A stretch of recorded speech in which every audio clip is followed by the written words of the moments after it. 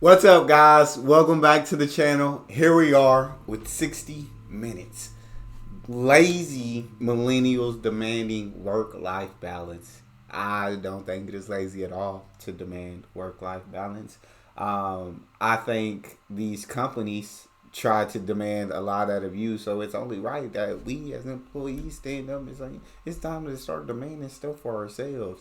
And I think millennials are the first group to say, you know what, no, I'm not just gonna slave my entire life away. Like, yeah, you gotta work to live, you gotta pay bills, you gotta eat, you gotta do all that, but you also need time to relax, to have fun, and that's all they asking for.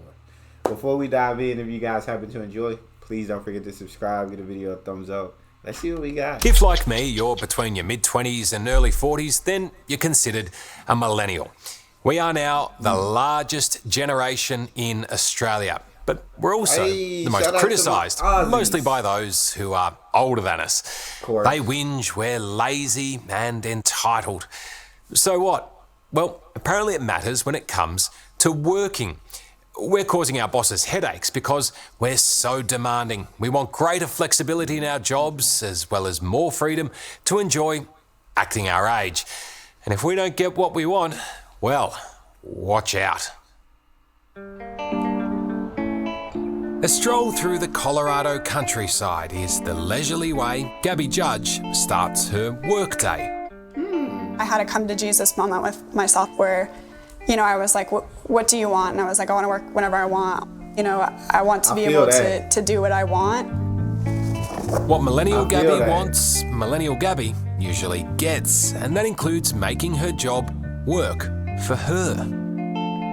I have a whole program called the Lazy Girl Job Program. And so after throwing away her corporate career, Gabby has started an online business that antagonizes the very concept of regular work, dubbing herself the anti-work girl boss. She literally makes her money telling office workers how to find easier jobs from the comfort of her own home.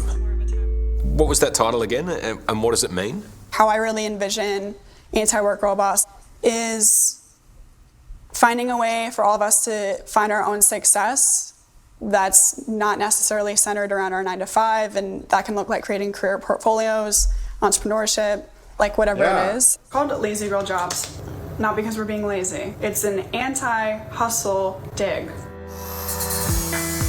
It's just like I've had multiple jobs in the past, and of course, like I said, you have to work. You don't have a choice.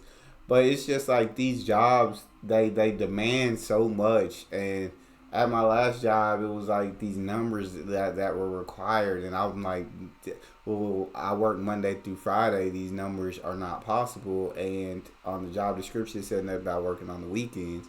But the only way to get these numbers is to have to work on the weekends, because I can't do it in the amount of time that I have at work. So it's like these jobs demand unrealistic things from us. So I'm with the anti-work girl boss. Like, yeah, forget all that. Like, find you something that you're comfortable with. And I'm so thankful and blessed that I was able to start YouTubing, and thankfully that's what I do right now. YouTube is still work. I still work like 8-9 hours almost every single day. Take one day off a week, so I still work a lot, but it's a lot less stressful. And then I can work around my schedule. I can take breaks in between. I don't have to just go 8-9 hours straight. Like, I can take a breath, chill, relax. Although I do like to get it done as quick as possible. So, but yeah, find you a job that works for you. 13,000 kilometres away in Sydney, tradie Alex Fuentes, who definitely isn't a millennial, is halfway through what could turn into a 12-hour day. The money's good, and I work hard to justify the pay packet at the end of the week. Safe to say, Alex's work is about as far away from a lazy job as you can get. Agreed. After clocking on at 6:30, his week is massive. A minimum of about 40 hours, can extend to 60, and I have been known to do up to 70 hours. People doing honest, hard yakka like Alex can only dream of taking on an easier or more flexible job. Do you think that younger generations are trying to find shortcuts, I guess, a bit too much on the work front, and they actually need to learn more about what a hard day's work involves? I think hard work in any industry is required. I don't believe in people who try and take shortcuts. If they're taking shortcuts in the industry that they're in, they're obviously in the wrong industry. Agreed. Increasingly, younger generations are busy trying to redefine what work means. Yeah. Don't do more. A bare minimum Monday working from home. Join me tomorrow for Don't Test Me Tuesday. Millennials now overtaking boomers as the largest working generation. You are 100% replaceable. They're sending shockwaves through the employment landscape with their demands for a better work-life balance. So are they actually onto something here? Or, like most boomers think, are millennials lazy? No. Millennials aren't lazy. Millennials are incredibly hardworking. Thank you. Thank you. In January this year, activist and political campaigner Sally Rugg unwittingly became the face of young Australia, standing up to their boss. Yeah! I work unreasonable hours. I'm sorry, I won't be commenting today. It was the court case that had Canberra buzzing, with Sally taking on both her employer, Independent MP Monique Ryan, and the Commonwealth, claiming she'd been forced to work an unreasonable amount of overtime. Come on, For now. Sally, regularly slaving away at 70-hour weeks in Parliament was simply unsustainable. And in the end, the case itself was also exhausting, with all parties settling out of court. This is now the first time Sally's spoken publicly about the issue. It's just absolutely ridiculous. Let me know how y'all feel, though, in the comment section. What do you guys think? I do think, like the guy earlier said, you have to work hard in any industry that you're in. I do understand that. But I feel like for so long that employers have had all the power in the terms of they make you work a lot harder than what you're getting paid. You feel me? Like, your wage doesn't match your work. And there's too many times in the workplace where you've seen people who work hard as ever and you've seen people who don't work hard at all and they make the same amount of money. And that's just a frustrating feeling because it's like, well, why am I slaving away and you're paying this person the same amount of money? They're not getting in trouble for it. Nothing's happening for it. I'm like, they got the secret. And so it's just, I think more employees are in the millennial age are starting to take power back into their own hands. And then I also think the internet absolutely changed the game. The internet is an absolute game changer, and all the things you can do online now to be able to make money. It's just taking more power from these employers. Like, you just can't treat employees however you want them. You can't say, hey, you're forced to work mandatory overtime. No, millennials are like, nah, we not going for that. That doesn't mean we're not hard working. It just means you're not going to take advantage of us. It seems to me that if the Australian Parliament can govern a nation of 25 million people, can make huge decisions about expenditure and revenue and sending us to war, then they can probably be a really safe, productive workplace for the staff who work in the building. Agreed. During COVID, I guess you found a bit of a new passion. Yeah, I mean, I've always been interested in gardening. And Now back in a regular Monday to Friday job, Sally has woken up and smelt the roses about what a working week should look like. Well, how many hours a week would you do in your current job? In my current job, I'm working standard hours of work each week. Australia was one of the first countries in the world to achieve a standard 40-hour work week, and I think that's like a pretty good measure of there you go. A week's work. Do you think it's almost become too normalised that people just work themselves to the bone these days? Absolutely. The hours that Australians are clocking up is completely off the charts. Australia is among the burnout capitals of the world. There's about 4 million Australians who are working more than 45 hours a week, 2 million working more than 50 hours a week, and 1 million people working more than 60 hours a week. There's a huge segment of the population working really long hours, and it's been completely normalised to the point where it doesn't really raise an eyebrow. The reality really hit when Sally compared what she was gaining financially to what she was losing from her personal life. Facts. Buying a home is, for someone my age, is almost unimaginable now. And the only way it's potentially, theoretically meant to be possible is with more and more hours of work. And that's not sustainable. You know what the boomers would say to you? We all had to work hard to get here, so you have to too. I really respect how hard boomers have worked all their lives too. I think for people of my generation, the promise that if you work hard, that work will pay off. That idea is becoming more and more like a myth. Do I want to work more and more overtime and lose these years with my children? Like, at what cost? If there's no benefit, like if this hard work isn't actually going to pay off the way we've been promised that it would, why would we also sacrifice time with our loved ones, being there with our kids when they're young? What is the perfect work life? Sally, thank you. I couldn't have put it in any better words, Sally. It doesn't make sense. Yeah, boomers worked hard, and you very respectful of everything that the boomers have done and passed to the next generation, would never disrespect. And if you want to work 60 plus hour work weeks, like if that's something that you enjoy, by all means, go for it. Go for it. But for the people who don't want to work those weeks and are forced to, then that's where we got an issue. That's where millennials are standing up and saying enough.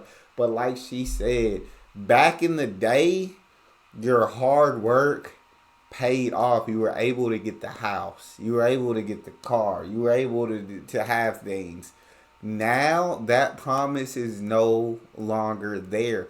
You can work as hard as you want, but things continue to get more expensive, yet wages don't continue to rise with the cost of living. And so now, you bought a house, you worked hard, you bought a house back in the day, but that same hard work could not afford the house that you got in today's time. Like, the wages aren't there. It's not the same. So why do I continue slaving away when I'm still not going to be able to get the house? When I still can't get that car? When I still can't have the life that I want? Why would I continue giving up all of my time? Because the most precious and valuable thing we have on earth is our time, because it is so limited. So, you know what? I'm going to spend that time with my loved ones. I'm going to spend that time the way that I want to spend it. And I may never get the house. I may never get the car. But you know what? I'm going to enjoy my life. I love her. Balance. She said it how it is. I'm not sure there is. I think balance is a myth.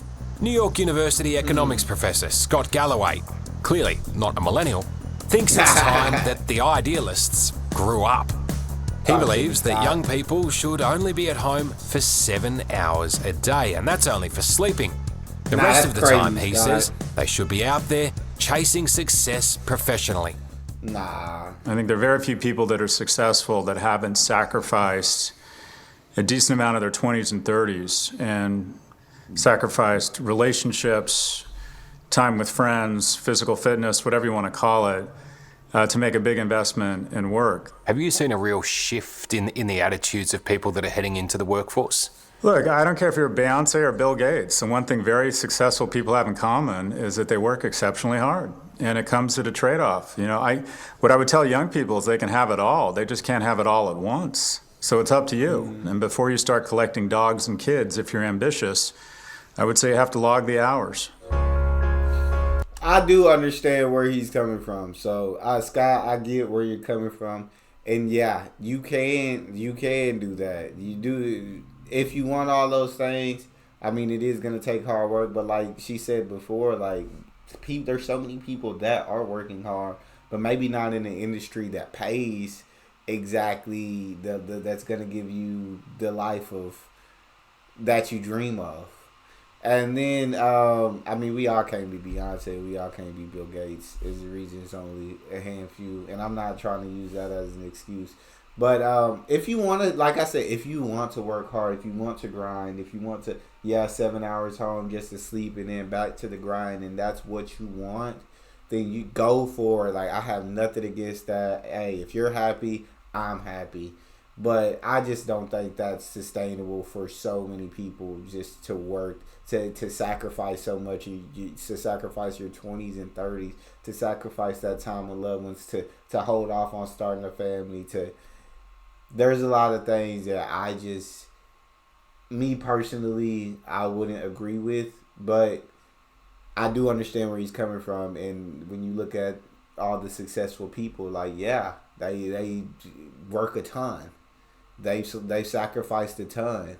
Yeah, but you just got to decide, do you want to make those sacrifices, and are you in the right industry that if you are going to make those sacrifices, it's going to pay off in the long term.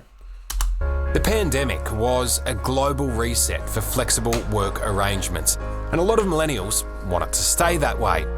That, combined with an ever-aging population, is seeing businesses around the world bow to demands of young employees wanting more freedom in the way they work. And right here in Australia, there is one company doing that on an extreme level. Meet the guy worth $15 billion who has a very unique way of turning up to work. Do you work from home a lot? I work from home all the time. I might come into the office about once a quarter. Every 3 months? Every 3 months, yeah. Despite the ever-growing wave of young people pushing for more flexibility at work, there are some corporates in Australia bucking the trend. Adam Schwab is the CEO and co-founder of travel company Luxury Escapes, and he believes the work-from-home holiday needs to come to an end. The worker bees are buzzing? They are. It's good today. It's really great to feel that atmosphere. So a big thing for you has been getting people back into the office. Why do you feel so strongly about that? We're a highly collaborative business. We're a very technology-driven business. We're a very sales-driven business. Without that collaboration between team members, it's really hard to perform well. We hate isolation. We love people working together. But in the current climate, convincing your workers to come into the office 5 days a week is easier said than done. So Adam and companies like his are doing everything they can to make the office a place where employees want to be. So is this working hard or hardly working? This is what we do most of the time. So right. Having fun's the most important part, we think. There you go. Ultimately for us, the business gets a much happier staff, and staff that want to work for us. Free lunch and a hit of table tennis. Not a bad way to get people back on the tools. I love that. It's fun, and it's not you're not going to a theme park. It's people obviously are there primarily to work, but it doesn't have to be a terrible environment. It can be an environment that people really want to come to. According to Luxury Escape, and I feel like if we had more employers like that, right, there'd be more millennials wanting to work, wanting to go in and work, because he's created an amazing environment where, yeah, you got to work hard when you go in. You're there to work. That's your primary. But, hey, we're giving free lunch. Hey, we're giving things to do. Like, we're working hard, but you're also going to have fun in this environment. So, yeah, that helps me look forward to going to work every day. Like I said, a lot of people got a taste of that work from home life. And you get to the point where you're thinking, well, like, why don't I work from home? Like, it was very easy to do. Like, why does my job require me coming into the office when I can just as easily get as much work done at home? And it'd be a lot less stressful, and you'd be in your home. Working in your home is just comfortable. I feel like unless you got like a lot of kids and a lot of chaos, then you might want to get out the house. Internal research, there are some serious downsides to letting your employees work remotely. Rate of people leaving the business is double as high if you don't work from the office. So if you come into the office, you're 50% less likely to leave. 20 years ago, bosses probably didn't care too much about making their employees happy. It's, here's your gratitude, it's your paycheck. Now, shut up. Yeah. These days, how important is it for someone like you to actually think, okay, I've got to make sure morale is high and I've got to make sure that my workers are being fulfilled? I think the bar's raised. I think you're right. Like in terms of when I was a lawyer 20 years ago, you expected to stay till 7 o'clock every night. If you didn't no work, you couldn't leave before the partner or whatnot. That's certainly changed. So there's been a lot of differences in terms of how managers and executives think about the relationship with talent. Companies pushing to get workers back in the office are fighting an uphill battle. The latest Bureau of Statistics figures show that nearly half of all Australian employees already work remotely to some degree and have no intention of going back to the office 5 days a week. Hey, good to see you. The young and savvy workforce at Australian software behemoth Atlassian, the flexible dream is already very much a reality. And that's exactly how it should be, according to Scott Farquhar, the company's co-founder and CEO. What do you think defines the work culture at Atlassian? At Atlassian, we don't take ourselves too seriously, but we really take the work seriously. And we expect people to bring all of themselves to work, not just leave part of themselves at home, but actually bring their whole selves to work. Bringing it to work, they can do that from home. Yeah, work is a vocation, not a location. And so we expect people to be able to work from home, from a cafe, from an office. But we don't really care where they do their work. What we care about is the output that they produce. Scott quite literally practices work is a vocation, not a location. I'm holding on to that. What he preaches. I'm holding on to and that. being worth $15 billion seemingly affords you a high level of freedom in the flexibility you grant not just your workers, but yourself. Do you work from home a lot? I work from home all the time. I might come into the office about once a quarter, and every 3 months. Every 3 months, yeah. Wow, there's not many CEOs that'd be able to work those kind of flexible hours, I don't think. I still work really hard, and I work with teams who are around the world and around Australia, and a lot of our staff, now live remotely, and those people don't have a commute to and from work, so they save hours a day, and then they can bring their best selves to work because they can organise their work in and around all the other things that are going on in their life, and so we haven't seen a productivity change. It all sounds pretty good. But Professor Scott Galloway says be careful what you wish for. He believes the work-from-home culture could lead to future unemployment. I think it's terrible for young people remote work. And also, there's just a basic reality, and that is if your job can be moved from Sydney to Melbourne, it can be moved to Manila and then to Mumbai. So be clear, if you want to work remotely, more power to you, and if you can find that job, great. You will make less money. On top of the potential job losses, Scott thinks that the lack of structure creates laziness and sets young people up for failure. There's a lot of places to hide at home, and I think that people really get used to the flexibility and the ability, whether it's to walk their dog or take a break on their own terms. But at the end of the day, I think they're missing out. I think they're missing out on a certain level of responsibility. I don't know about you. I needed those guardrails. I needed to put on a tie and a suit and be at work by 9 a.m. such that I didn't go out and get drunk during the week. Great. So thank you so much for joining us. I think certain people do need those guardrails, and I completely understand. I understand that aspect, but some people are very self-disciplined and don't actually need those guardrails.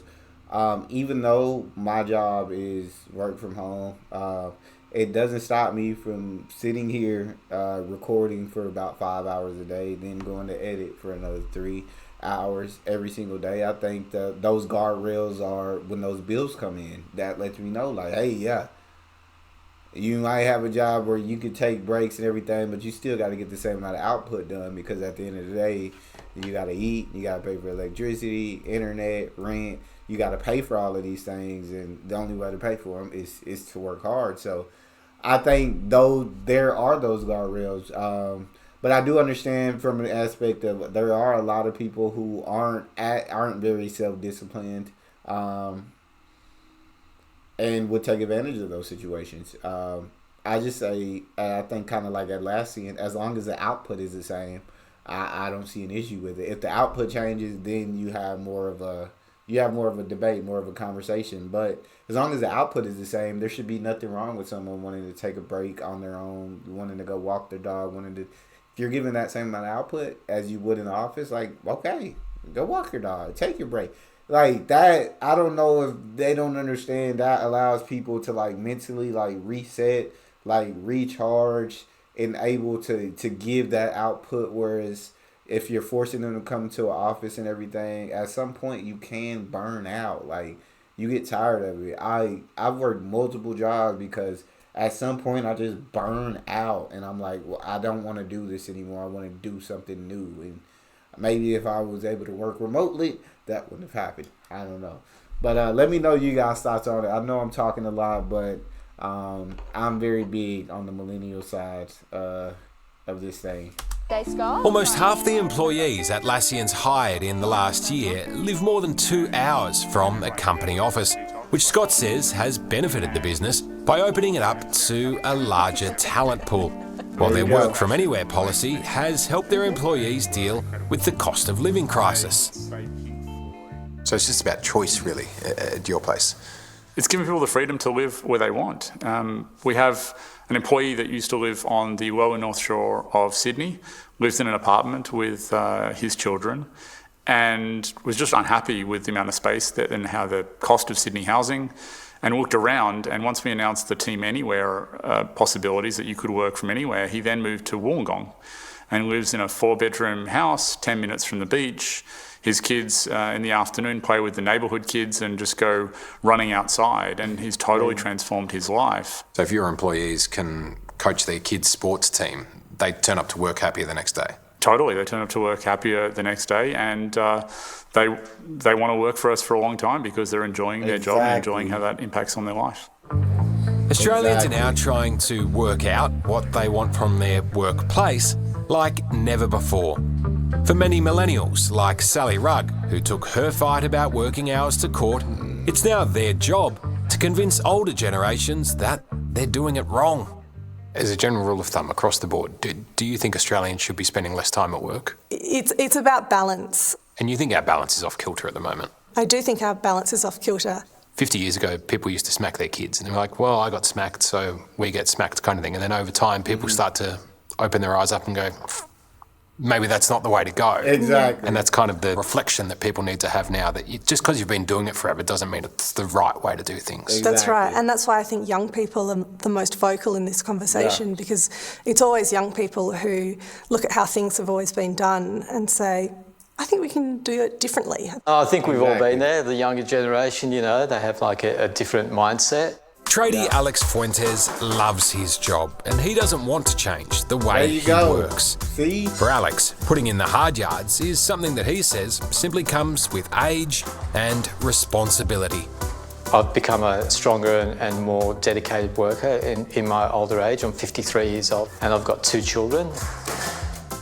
So that kind of motivates me a lot more to get the work done and to commit myself to work and become dependable and reliable. And, for me, I'm just trying to create a financial foothold for my children.